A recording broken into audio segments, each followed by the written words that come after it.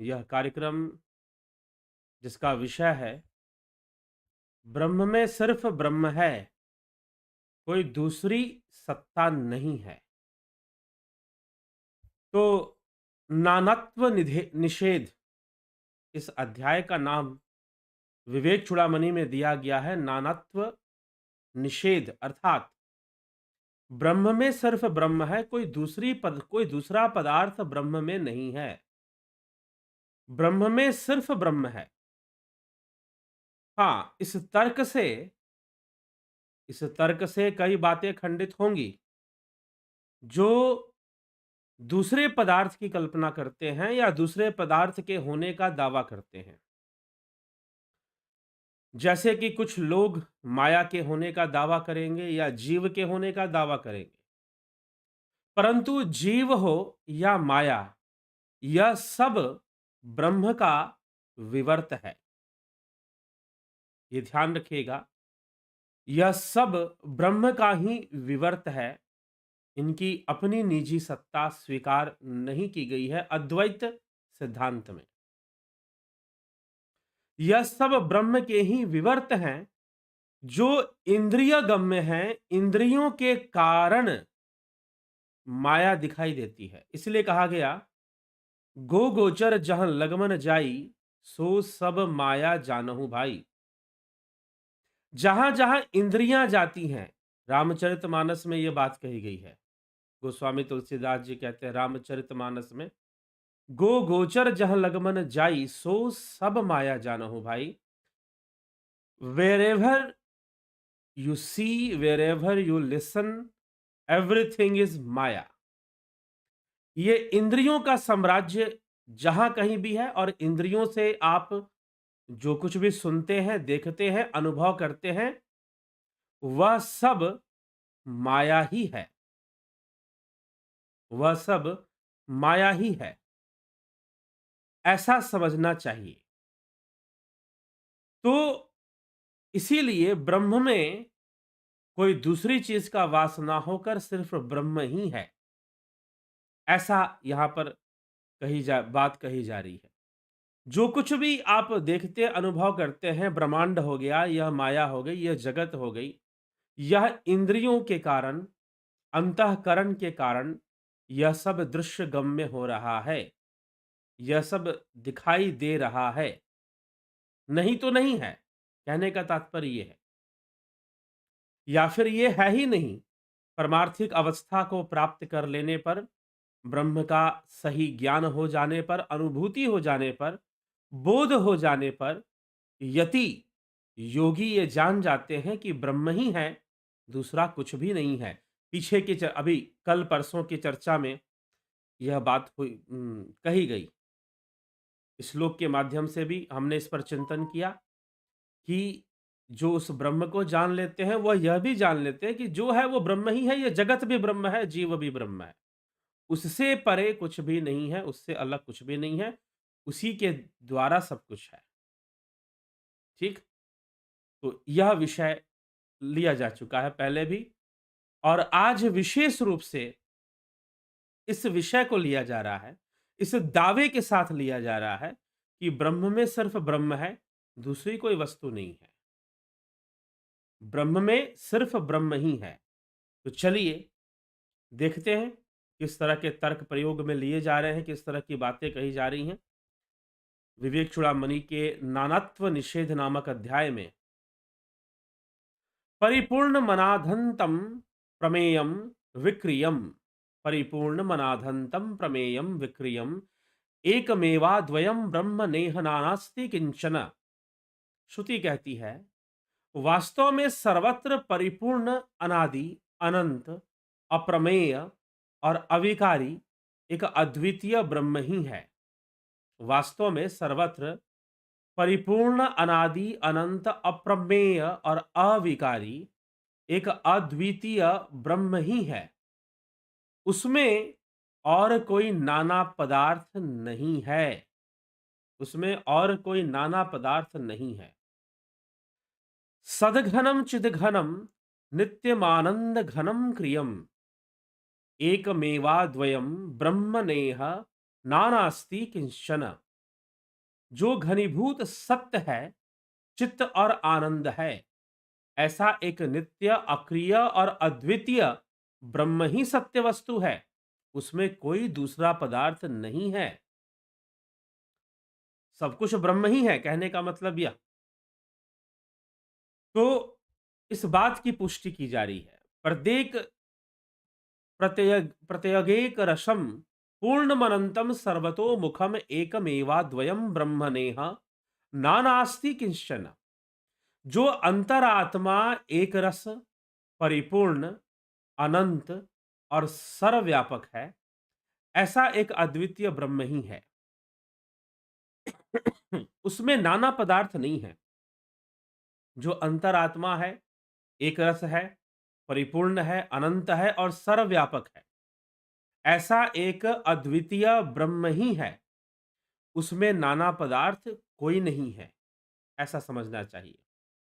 अहेयम नुपादेय मनाधेय मनाश्रयम एकमेवाद्वयम ब्रह्म नेह नानास्ति किंचन। अर्थात जो न त्यागने योग्य है, न त्याज्य है, न ग्राह्य है, न ग्रहण करने योग्य है। ना ब्रह्म का त्याग होता है, उसका त्याग संभव नहीं है, और ना उसका ग्रहण होता है, और ना किसी में स्थित होने योग्य है, वो किसी में स्थित भी नहीं होता। जिसका कोई अन्य आधार भी नहीं है, ऐसा एक अद्वितीय ब्रह्म ही सत्य है। उसमें नाना पदार्थ कोई नहीं है, उसमें कोई नाना पदार्थ नहीं होता। वह एक ब्रह्म ही सत्य है। उसका त्याग भी नहीं होता। त्याग क्या करोगे? सब कुछ तो उसी से बना है। और उसका ग्रहण भी नहीं होता। वो ग्रहण तो किसी दूसरी वस्तु का होता है। उसका क्या ग्रहण होगा? वह तो सब कुछ जब उसी से बना है, मन, बुद्धि, चित्त, अहंकार, सूक्ष्म से लेकर स्थूल सृष्टि सब उस ब्रह्म से ही निर्मित है, तो फिर उसका ग्रहण भी नहीं बनता, उसका ग्राह्य भी नहीं बनता। ना उसका त्याग हो सकता है, ना उसका ग्रहण हो सकता है, और ना वो किसी में स्थित होने योग्य है। होने की कोई आवश्यकता भी नहीं है उसको कि वो किसी में जाकर स्थित हो। वह तो पहले से ही सर्वव्याप्त है। सर्वव्याप्त क्या, सर्वव्याप्त शब्द से भी कुछ लोग कंफ्यूज करते हैं। व्याप्त मतलब घुसा हुआ है, प्रवेश कर रखा है। जी नहीं, सब कुछ वही है सर्वव्याप्त का मतलब। तथा जिसका कोई अन्य आधार भी नहीं है, उसका कोई अन्य आधार भी नहीं है, ऐसा एक अद्वितीय ब्रह्म ही सत्य है। ऐसा एक अद्वितीय ब्रह्म ही सत्य है। उसमें नाना पदार्थ कोई नहीं है, उसमें कोई दूसरा पदार्थ नहीं है। वह ब्रह्म ही सत्य है। जो ना त्यागने जिसका ना त्याग संभव है, ना ग्रहण संभव है, ना उसका स्थित होना संभव है। वो सर्व मैं, वो स्वयं ही है। निर्गुण निष्कलम सूक्ष्मम निर्विकल्पम निरंजनम। निर्गुण, निष्कलम, सूक्ष्म, निर्विकल्पम, निरंजनम एकमेवाद्वयम ब्रह्म नेह नानास्ति किंचन। जो गुण और कला से रहित निर्गुण है, त्रिगुणी माया से परे है, तीन गुणों के अंदर नहीं आता, निर्गुण है, निष्कलम है, कला से परे है। उसके उसके जब गुण नहीं है तो कलाएं कहां से होंगी? क्योंकि कलाएं होने के लिए भी गुण चाहिए। तो जब गुण नहीं है तो फिर उसकी कलाएं कहां से आएंगी? क्योंकि कलाएं होने के लिए क्या चाहिए? गुण चाहिए। निर्गुणम निष्कलम सूक्ष्म निर्विकल्पम निरंजनम। सूक्ष्म है और निर्विकल्प है। निर्विकल्प है, उसका कोई विकल्प नहीं, और ना वो कल्प विकल्प में आता है। कल्प विकल्प तो बुद्धि का विषय है। कल्प विकल्प तो बुद्धि का विषय है, इसलिए वो निर्विकल्प है। तर्कों से परे, जहां तर्क होगा वहां कल्प विकल्प होगा। ना वो कल्पना है, ना वो विकल्प है। निर्विकल्प और निर्मल है, ऐसा एक अद्वितीय ब्रह्म ही सत्य है। उसमें नाना पदार्थ कुछ भी नहीं है। इस प्रकार से लिखा गया, अनिरूप्य स्वरूपम यन मनो वाचाम गोचरम एकमेवा द्वयम ब्रह्म नेह नानास्ति किंचन। जिसका रूप वर्णन नहीं किया जा सकता, जिसके रूप का वर्णन नहीं किया जा सकता, जो मन और वाणी का भी विषय नहीं है, ऐसा एक अद्वितीय ब्रह्म ही है। उसमें नाना वस्तु कोई भी नहीं है। ठीक, उसमें कोई दूसरी नाना वस्तु नहीं मिलती है, वो सिर्फ ब्रह्म ही है। तत् समृद्धम स्वतः सिद्धम शुद्धम बुधम निदृशम एकमेवाद्वयम् ब्रह्म नेह नानास्ति किंचन। सत समृद्धम, जो सत्य वैभवपूर्ण, स्वतः सिद्धम, जो स्वतः सिद्ध है, शुद्धम, बुध मणि दृशम, बोध स्वरूप और उपमा रहित है। एकमेवाद्वयम, ऐसा एक अद्वितीय ब्रह्म ही है। अद्वितीय ब्रह्म ही सत्य है, उसमें नाना पदार्थ कुछ भी नहीं है, उसमें कोई नाना पदार्थ सत्य नहीं है। सब उस ब्रह्म के ही विवर्त हैं, सब उस ब्रह्म से ही बने हैं। इन श्लोकों के अंदर जो मैंने अभी पढ़कर आपको सुनाए, आदि गुरु शंकराचार्य यही समझाना चाहते हैं कि ये ब्रह्म ही सब कुछ है। ब्रह्म ही सब कुछ है, उसके अंदर किसी और वस्तु की कोई सत्ता नहीं है। ठीक? किसी और पदार्थ की कोई सत्ता नहीं है, और अगर किसी पदार्थ की सत्ता मानोगे तो वो कल्पित है। वो फिर कल्पित है, आप अपनी बुद्धि से ही कल्पना कर रहे हैं, और कोई बात नहीं। तो पचासों लोक, अनेकों लोक, खंड विखंड की जो चर्चाएं हैं, वह सब ब्रह्म में विवर्त रूप से हैं, विकल्प रूप से हैं। ठीक? और जो ब्रह्म है वह निर्विकल्प है। जो ब्रह्म है वह निर्विकल्प है। इसीलिए मात्र ब्रह्म की सत्ता को ही यहां पर स्वीकार किया गया है। अद्वैत की विशेषता कि मात्र ब्रह्म की सत्ता ही मानी जाती है, और यह कोई मानने का भी विषय नहीं है। उसके लिए एक अनुसंधान युक्त तर्क भी देते हैं आदि गुरु कि भाई कैसे कोई दूसरी सत्ता मान ली जाए। क्योंकि अगर दूसरी सत्ता मानोगे तो एक वस्तु किसी दूसरे वस्तु को सीमित कर देगी। जहां पर दो सत्ताएं हो जाएंगी, कहीं ना कहीं किसी ना किसी पॉइंट पर, किसी ना किसी बिंदु पर एक सत्ता दूसरी सत्ता को सीमित जरूर करेगा। अगर आप कहोगे कि माया माया की सत्ता है, काल की सत्ता है, जीव की सत्ता है, अगर आप कहोगे कि जीव कभी ब्रह्म नहीं हो सकता, जीव की अपनी सत्ता है, तो इसका मतलब यह है कि जीव एक बिंदु पर जीव और ब्रह्म अलग अलग दो चीजें हो जाएंगी, और कोई ना कोई ऐसा बिंदु बनेगा जहां पर दोनों कभी एक नहीं हो पाएंगे, अलग अलग ही रहेंगे। तो वहां पर उन दो सत्ताओं के बीच में फिर सब एक, किसी भी एक सत्ता की सर्वव्यापकता मानी नहीं जा सकती। वह सर्वव्यापी है कैसे माना जाएगा? क्योंकि कोई ना कोई एक ऐसी चीज है, ऐसा पॉइंट है जहां पर वो एक नहीं हो रहे हैं। तो दो सत्ताएं जब होंगी तो वो एक दूसरे को सीमित करेंगी किसी ना किसी बिंदु पर। जब दो सरकारें होंगी, दो राज्य होंगे, दो देश होंगे, तो उनकी सीमाएं भी होंगी। उनकी सीमाएं भी होंगी फिर। अब हमारा ही मान लीजिए कि हमारा संविधान है, हमारी सरकार है, उसमें न्यायपालिका चलती है और कार्यपालिका चलती है। साधारण मनुष्य को नहीं पता चलता कि कहाँ न्यायपालिका काम कर रही है और कैसे कार्यपालिका काम कर रही है। हमारे संविधान के अंतर्गत दोनों मिलके चलते हैं, परंतु एक ऐसा पॉइंट आता है जहां पर न्यायपालिका और कार्यपालिका की सत्ता सीमित हो जाती है, दोनों अलग हो जाते हैं। भले वो एक ही संविधान के अंग हैं, एक ही सरकार के अंग हैं, लेकिन एक जगह पर वो जाकर टकरा जाएंगे। वैसे ही अगर जीव और ब्रह्म की दो अलग अलग सत्ता मान ली गई, अगर दो अलग अलग सत्ता मान ली गई, तो फिर क्या होगा? फिर यही होगा कि जीव कभी ब्रह्मलीन तो होगा ही नहीं, उसे ब्रह्म की प्राप्ति कैसे मानी जाए? वो ब्रह्म जैसा हो जाएगा या ईश्वर जैसा हो जाएगा, ऐसा कैसे माना जाए? तो जैसा कैसे हो सकता है कोई? कोई जैसा भी नहीं हो सकता। जब सत्ता ही अलग अलग है तो जैसा भी होने की संभावना नहीं बनती है। और जैसा होकर करेगा क्या? क्या कॉपी करेगा ईश्वर की? कोई विद्वान मिले, कोई एक मिले भाई साहब, उन्होंने कहा कि नहीं, जीव मुक्ति को प्राप्त कर लेगा और वो ईश्वर जैसा हो जाएगा। ईश्वर जैसा होने का मतलब क्या है? क्या ईश्वर की कॉपी कर लेगा वो? ईश्वर की तरह शुद्ध हो जाएगा? ईश्वर की तरह शुद्ध होने का भी मतलब क्या है? अरे भाई, आप नदी का पानी लो, समंदर का पानी लो, दोनों को शुद्ध कर दो, तो वो एक ही पानी हो जाएगा ना फिर। वो पानी तो एक ही हो जाएगा अगर दोनों को शुद्ध कर दिया गया तो, ठीक? तो जैसा तो नहीं होगा, उसके बनने में उसको अपना अस्तित्व तो जीव का तो जाएगा ही, वह तो ब्रह्म लीन ही होगा और ब्रह्म ही हो जाएगा। तो कुछ इस तरह से इस बात को समझना चाहिए, इसीलिए जीव की सत्ता नहीं मानी गई है, जीव को ब्रह्म रूप माना गया है, इसीलिए कहा गया है जीवो ब्रह्मैव नापरः। जीव भी ब्रह्म से अलग नहीं है, जीव भी ब्रह्म से अलग नहीं है, ठीक? जीव भी ब्रह्म से अलग नहीं है। तो क्या जीव ईश्वर का अंश है? अंश भी नहीं है, यह तो स्वयं ईश्वर स्वरूप ही है, परंतु एक परिपक्ष है। एक किसी वस्तु को ऐसे देखोगे और ऐसे देखोगे तो थोड़ा अंतर आएगा।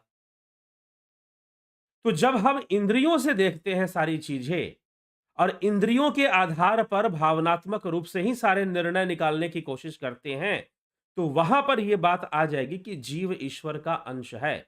लेकिन अगर पारमार्थिक अनुभव कर लिया जाए, परमार्थ की प्राप्ति कर ली जाए, परमार्थ को जान लिया जाए, उस ब्रह्म को जान लिया जाए, तो यह भ्रम भी दूर हो जाएगा कि जीव ईश्वर का अंश है। वो कोई अंश नहीं है, वह स्वयं ही ब्रह्म रूप है। जीवो ब्रह्म है व नापुरा। तो उसका अंश कहना पारमार्थिक दृष्टिकोण से गलत हो जाएगा। भावनात्मक दृष्टिकोण से, भावयुक्त दृष्टिकोण से, सांसारिक दृष्टिकोण से जीव को अंश माना जा सकता है। लेकिन परमार्थ की प्राप्ति के बाद, अर्थात ब्रह्म ज्ञान के बाद, बोध हो जाने के बाद, ब्रह्म बोध हो जाने के बाद, फिर वह जीव भी ब्रह्म है। इसीलिए अभी पीछे कुछ व्याख्यानों में कहा गया कि जो योगी जान लेते हैं उस ब्रह्म को, फिर वो यह भी जान लेते हैं कि संपूर्ण जगत भी ब्रह्म ही है, वह ब्रह्म से अलग नहीं है। जीव भी ब्रह्म ही है, वह ब्रह्म से अलग नहीं है। वह इस रहस्य को भली भांति जान लेते हैं, समझ लेते हैं। इसीलिए यह माया, जिसको माया कहते हैं, जो कि इंद्रियों के कारण दिखाई देती है, जो कि इंद्रियों के कारण ही अस्तित्व में आती है, वह भी उस ब्रह्म का विवर्त है। इसलिए जगत की सत्ता नहीं मानी गई, माया की सत्ता भी नहीं मानी गई, जीव की सत्ता भी नहीं मानी गई। सबको ब्रह्म में ही देखा गया, ब्रह्म को में ही माना गया। और संसार दिखाई दे रहा है तो वह इंद्रियों के कारण दिखाई दे रहा है। इंद्रियों से परे जाकर ब्रह्म में लीन होने से, निर्विकल्प अवस्था को प्राप्त कर लेने से, निर्विकल्प समाधि को प्राप्त कर लेने से सब कुछ ब्रह्म ही हो जाता है, कुछ भी ब्रह्म से अलग नहीं होता।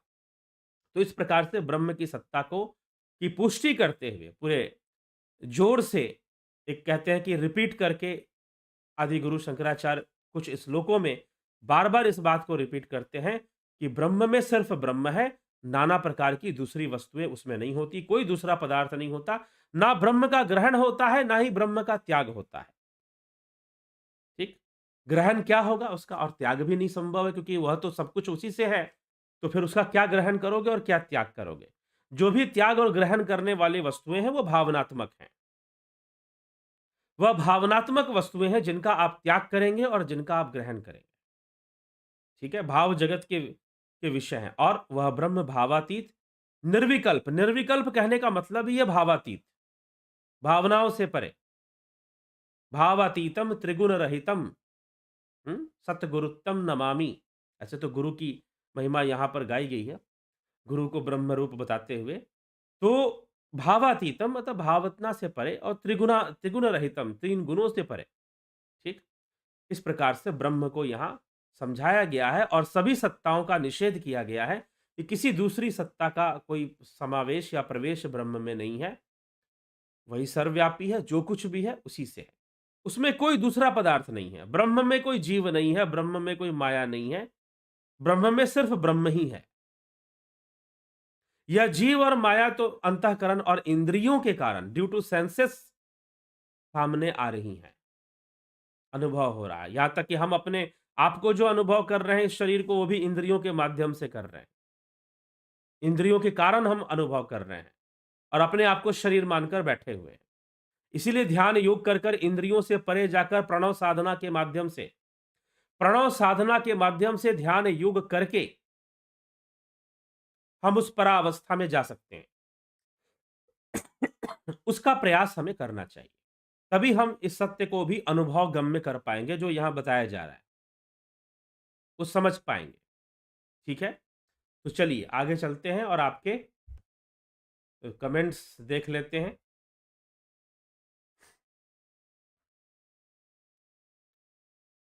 विक्रम सिंह जी बहुत अभिनंदन, गोपाल दास जी, जगत नारायण जी, राजू पाल जी, सविता नायक जी, को एग्जिस्टेंस, बबीता धीमान जी, गोविंद प्रसाद नीमा, शंकर प्रसाद जी, टी आर राठिया जी, जयंती भाई पटेल, विंदेश्वरी मिश्रा जी, अशोक गोयल जी, माधुरी कोल्हे जी, रमेश पेशवानी जी, हरिमोहन गुप्ता जी, गुरुदेव प्रणाम। जीवन मुक्त अनेकों ब्रह्मांड में विचरण कर सकते हैं या नहीं, कृपया बताएं। कर सकते हैं। जीवन मुक्त के लिए क्या है? अर्जन चौहान जी, राम निवास मीना जी, जोंती दत्ता जी, रूपलाल विश्वकर्मा, अवनी प्रधान, अजीत अपराजित, बलवंत सिंह गोहिल, बबीता धीमान, राकेश चंद्र शर्मा। एक बार हस्त मुद्रा के विषय में भी बताएं। मुद्रा विज्ञान है, कोई ऐसा नहीं कि छोटे मोटे 2-4 मिनट में उसको सारी बातें बता दी जाएं, ठीक है? और मुद्रा जब ध्यान योग करवाया जाता है तो उसमें ध्यान योग की मुद्रा भी बताई जाती है। वो एक अलग विषय हो गया, ये अद्वैत चर्चा से एक अलग ही टॉपिक हो जाता है फिर वो, ठीक? वो अध्यात्म चर्चा का विषय नहीं है, अभ्यास का विषय है।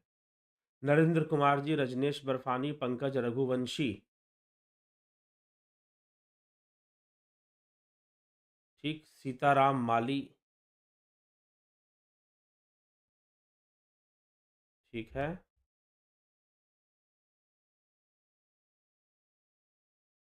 आत्मा एक है या अनेक है? आत्मा एक है, जीवन एक है।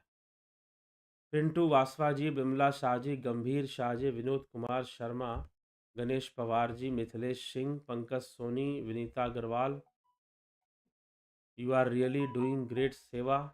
जी हाँ, कोशिश चल रही है, बहुत कुछ किया जा सके सेवा के क्षेत्र में। शंकर प्रसाद, भवानी अष्टकम में क्यों आदिगुरु शंकराचार्य गतिस्तम तमेका भवानी क्यों कहते हैं? अगर माता भवानी ब्रह्म स्वरूप हैं, क्यों ये भावनात्मक रूप है? जी हाँ, हमारे सामने भावनात्मक रूप है, ठीक है? संयुक्ता पटेल जी, ठीक? हमारे सामने जो है भावनात्मक रूप है, और क्योंकि हम भावनात्मक जगत में हैं, हम जितने भी प्रयास करेंगे भावनात्मक रूप से ही करेंगे और भावनात्मक रूप में ही हम आगे बढ़ेंगे। तो इसीलिए इस संसार में एक है इस संसार में रहना और एक है उस ब्रह्म की प्राप्ति करना। आप इस संसार में रहते हुए ही ब्रह्म की उपासना में लगेंगे। ब्रह्म की उपासना हेतु आप ध्यान योग करेंगे, लेकिन साथ ही साथ आपका अभी संसार बंधन खत्म तो नहीं हुआ। अभी पीछे के लेक्चर में ये सब जो चला, प्रारब्ध वाली जो चर्चा थी, क्या थी? निधि ध्यासन करने वाले जो योगी हैं, ध्यान योग का अभ्यास करने वाले जो योगी हैं, उनके कर्म हैं, संस्कार हैं, वो इस संसार में ही हैं, ठीक है? वह इस संसार में ही हैं। तो जब वो इस संसार में ही हैं, तो उन्हें उनके सामने नकारात्मक भावनाएँ भी हैं, सकारात्मक भावनाएँ भी हैं, सुख भी है, दुःख भी है, इसका फल बना रहेगा, प्रारब्ध के कारण बना रहेगा। इसीलिए कर्म तो उनको करना है, कर्म से बच नहीं सकता कोई। जब तक जीव है तब तक कर्म है, ठीक? कर्म से कोई नहीं बच सकता और ये भी नहीं कह सकता कि कर्म मैं नहीं करूँगा। हाँ, किसी काम को नहीं करेगा, ये कह सकता है।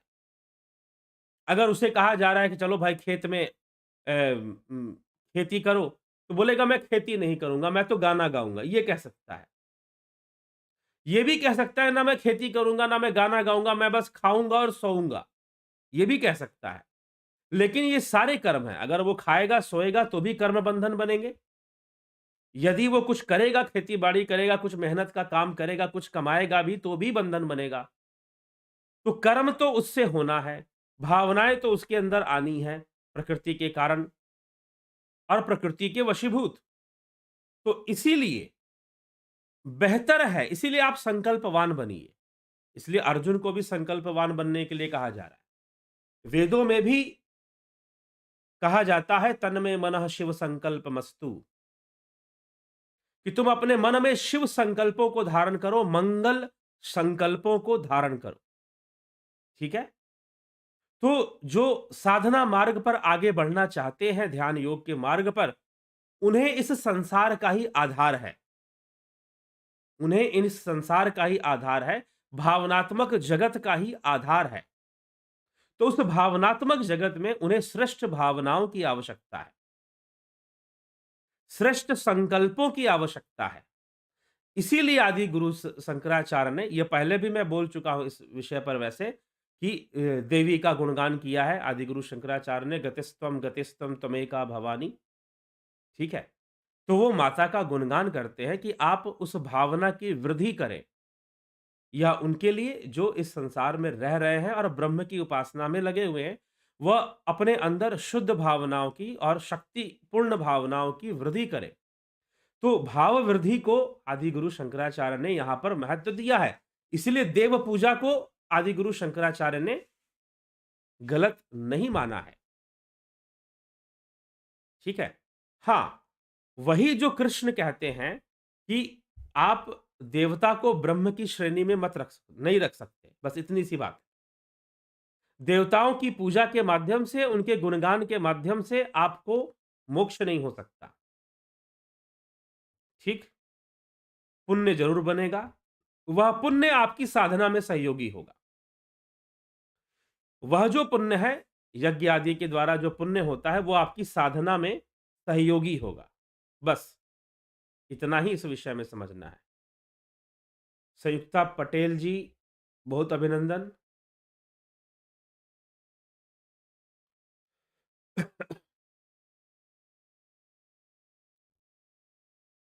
हरिमोहन गुप्ता जी, ब्रह्मज्ञानी में जीव का अस्तित्व होता है या नहीं? क्यों नहीं होगा भाई? जब तक वो ज्ञानी वाली श्रेणी में है तब तक है। जब वो पूर्णतः लीन है, पूर्णतः निर्विकल्प में चला गया है, पूर्णतः कैवल्य की प्राप्ति कर चुका है, तब फिर नहीं है।